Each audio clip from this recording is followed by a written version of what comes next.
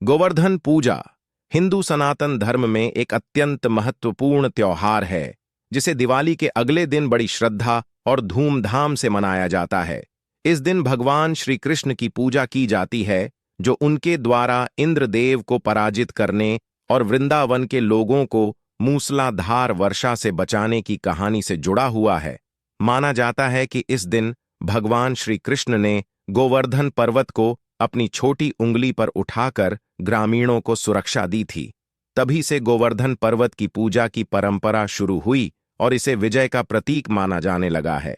में गोवर्धन पूजा आज 2 नवंबर को मनाई जाएगी। इसका शुभ मुहूर्त सुबह 7:54 से लेकर 9:02 तक रहेगा। इस समय में गोवर्धन की पूजा करना अत्यंत लाभकारी माना जाता है। कहा जाता है कि इस विशेष समय में पूजा करने से घर में धन, सुख, समृद्धि और शांति का वास होता है। इस पर्व की विशेषता यही है कि यह व्यक्ति को अपनी शक्ति और संसाधनों का प्रयोग करके समस्याओं का हल करने की प्रेरणा देता है। इस त्योहार की कहानी बहुत पुरानी है। एक समय की बात है जब वृंदावन के ग्रामीण इंद्रदेव की पूजा करते थे, लेकिन भगवान कृष्ण ने उन्हें समझाया कि इंद्र की पूजा से कोई विशेष लाभ नहीं होगा। उन्होंने कहा कि हमें प्रकृति विशेषक गोवर्धन पर्वत की पूजा करनी चाहिए, जो वास्तव में उनकी फसल और जीवन का आधार था। ग्रामीणों ने भगवान कृष्ण की सलाह मानी और इंद्र की पूजा छोड़कर गोवर्धन पर्वत की पूजा करने लगे। इस पर क्रोधित होकर इंद्रदेव ने वृंदावन में मूसलाधार बारिश कर दी, जिससे वहां रहने वाले लोगों का जीवन संकट में आ गया। तब भगवान श्री कृष्ण ने गोवर्धन पर्वत को अपनी छोटी उंगली पर उठा लिया और सभी को सुरक्षा प्रदान की। इंद्रदेव ने भगवान श्री कृष्ण की शक्ति का अनुभव किया और अपनी गलती के लिए उनसे क्षमा मांगी। इस पूजा का महत्व केवल धार्मिक नहीं, बल्कि पर्यावरणीय और सामाजिक भी है। गोवर्धन पूजा हमें प्रकृति के संरक्षण का संदेश देती है। भगवान श्री कृष्ण का जीवन ही कृष्ण और पशुपालन से जुड़ा था, जो मानव जीवन के आधार माने जाते हैं। इसी कारण इस दिन गोवर्धन पूजा में भगवान श्री कृष्ण के प्रति आभार व्यक्त करने के लिए अनाज, फल और शाकाहारी भोजन अर्पित किया जाता है, जो जीवन में कृषि और पशुपालन के महत्व को रेखांकित करते हैं। गोवर्धन पूजा के दिन लोग सुबह जल्दी उठकर स्नान करते हैं और साफ कपड़े पहनते हैं। पूजा के लिए लाल, हरा, पीला या नारंगी रंग के कपड़े पहनना शुभ माना जाता है, जबकि काले और सफेद रंग पहनने से बचना चाहिए। घर के आंगन में गोबर से गोवर्धन पर्वत की आकृति बनाई जाती है, जो पर्यावरण के प्रति आस्था और स्वच्छता के प्रतीक के रूप में मानी जाती है। इस पर्वत के सामने दीप, धूप और फूलों का प्रबंध किया जाता है और फिर गोवर्धन पर्वत की पूजा आरंभ होती है। पूजा के दौरान गोवर्धन धारण करता राखो मंत्र का जाप किया जाता है, जिसे पूरे परिवार के सदस्य मिलकर श्रद्धा के साथ करते हैं। इस पूजा में परिवार के सभी सदस्य मिलकर गोवर्धन पर्वत की परिक्रमा करते हैं। यह परिक्रमा सभी को एक साथ करनी होती है, ताकि परिवार में एकता और स्नेह का प्रतीक बन सके। परिक्रमा करते समय इस बात का ध्यान रखना चाहिए कि सभी सीधे क्रम में चले और इसे पूरी श्रद्धा के साथ करें। गोवर्धन पूजा में ऐसा माना जाता है कि यदि यह परिक्रमा सही तरीके से की जाए तो भगवान कृष्ण का आशीर्वाद अवश्य प्राप्त होता है। इस पर्व की एक और खासियत यह है कि यह कृषि और पशुपालन का महत्व बता है। गोवर्धन पूजा के माध्यम से हम भगवान श्री कृष्ण के प्रति आभार व्यक्त करते हैं, जिन्होंने मानव जाति को यह संदेश दिया कि हमें अपनी समस्याओं का हल अपनी ही शक्ति से करना चाहिए। यह त्योहार एक प्रकार से हमें याद दिलाता है कि हमें अपने संसाधनों और श्रम से अपने जीवन को संवारना चाहिए और प्रकृति का संरक्षण करना चाहिए। गोवर्धन पूजा का महत्व दिवाली के बाद बढ़ जाता है, क्योंकि यह त्योहार कृषि, पशुपालन और प्रकृति से जुड़ा है। इस दिन गोवर्धन पर्व की पूजा करते हुए हम अपने जीवन में संपत्ति, शांति और खुशहाली की कामना करते हैं। इस पर्व का सामाजिक महत्व यह है कि इससे हमें एकता, सहयोग और कर्तव्य निष्ठा का संदेश मिलता है। परिवार के सभी सदस्य एकजुट होकर पूजा करते हैं और अपनी परंपराओं को सहेज हैं, जिससे सामाजिक एकता और पारिवारिक संबंध मजबूत होते हैं।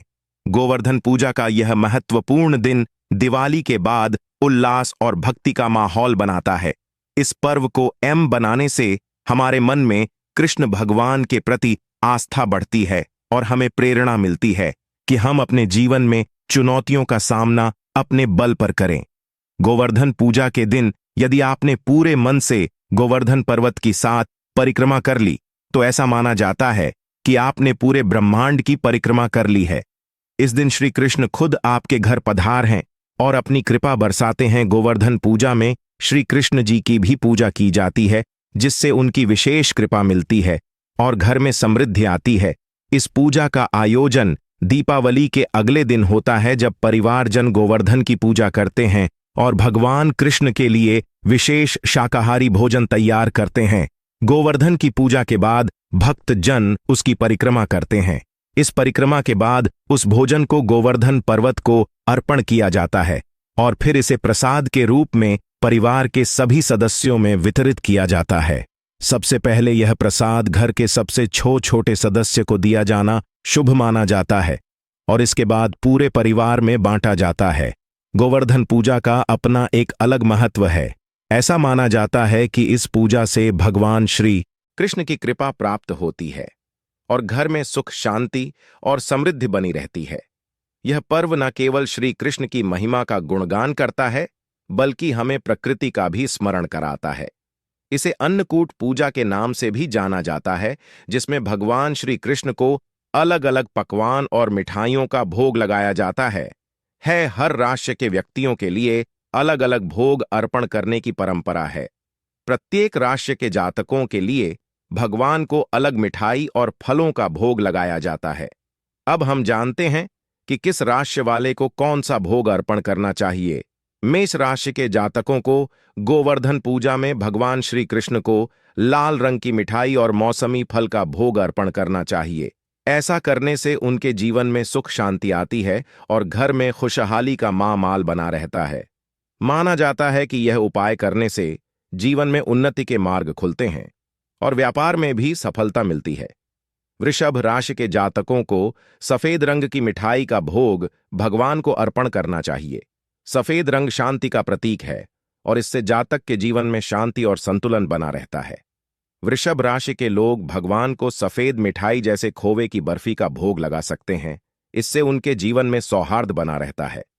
मिथुन राशि वालों को गोवर्धन पूजा के दिन भगवान को हरे रंग की मिठाई और मौसमी फलों का भोग लगाना चाहिए। ऐसा माना जाता है कि इस भोग से श्री कृष्ण का विशेष आशीर्वाद प्राप्त होता है। हरे रंग की मिठाइयों में मौसम के अनुसार हरे रंग के फल और सब्जियां, जैसे कि सीताफल का भोग अर्पित करना शुभ माना जाता है। कर्क राशि के जातकों के लिए सफेद रंग की मिठाई और फलों का भोग भगवान को अर्पित करना विशेष शुभ माना गया है।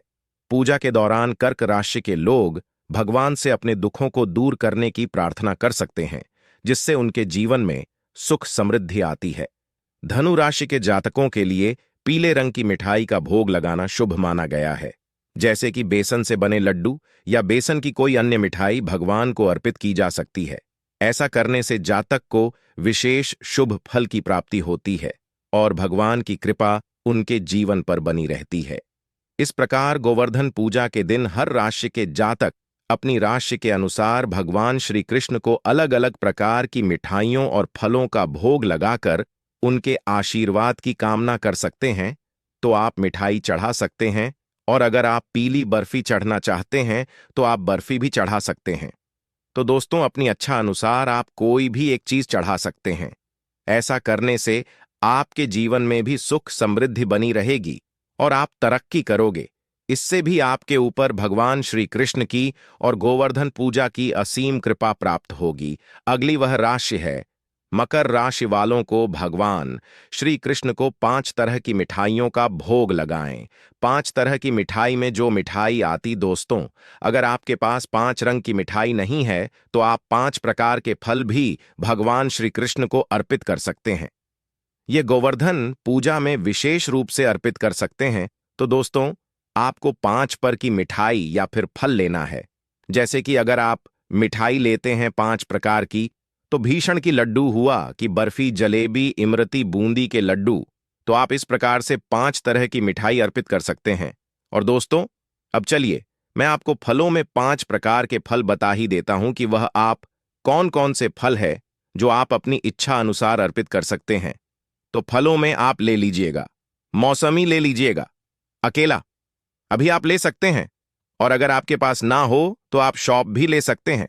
तो आप इच्छा अनुसार कोई भी 5 प्रकार के फल अर्पित कर सकते हैं।